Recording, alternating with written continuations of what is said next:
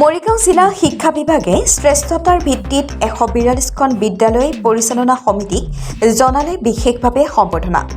বুধবাৰে মৰিগাঁও জিলা শিক্ষা বিভাগৰ সমগ্ৰ শিক্ষাৰ জৰিয়তে জিলাখনৰ মণ্ডল পৰ্যায়ৰ 142খন শ্ৰেষ্ঠ বিদ্যালয় পৰিচালনা সমিতিক বিশেষভাৱে সম্বৰ্ধনা জ্ঞাপন কৰা পৰিলক্ষিত হয়।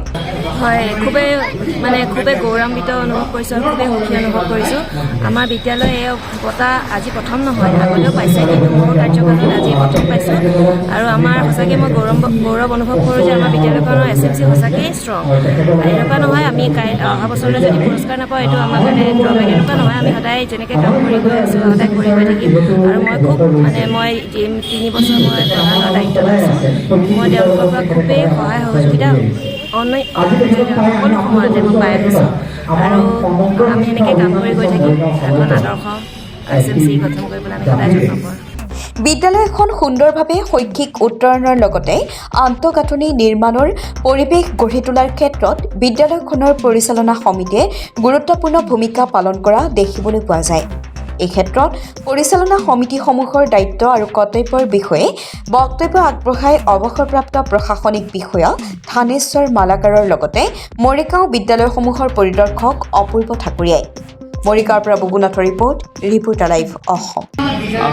খুব গুৰুত্বপূৰ্ণ কথা যে বিদ্যালয় এখনত বিদ্যালয় পৰিচালনা সমিতি বা ৰাইজৰ যদি অংশগ্ৰহণ নাথাকে, সহযোগিতা নাথাকে, বিদ্যালয়খনে উন্নতিৰ দিশত আগবাঢ়িব নোৱাৰিব। আৰু বিশেষকৈ ছাত্ৰ ছাত্ৰীসকলৰ গুণগত শিক্ষা নিশ্চিত কৰিবলৈ হ'লে, নিয়মীয়া উপস্থিতি নিশ্চিত কৰিবলৈ হ'লে, আৰু আটাইতকৈ ডাঙৰ কথা যে বিদ্যালয়খনত যিবোৰ মানৱ সম্পদৰ প্ৰয়োজন হয় আৰু স্থানীয়ভাৱে যিবোৰ মানৱ সম্পদ আমাৰ আছে এই সকলোবোৰ সংযুক্তকৰণৰ বাবে বিদ্যালয় পৰিচালনা সমিতিৰ যথেষ্টখিনি ভূমিকা থাকে।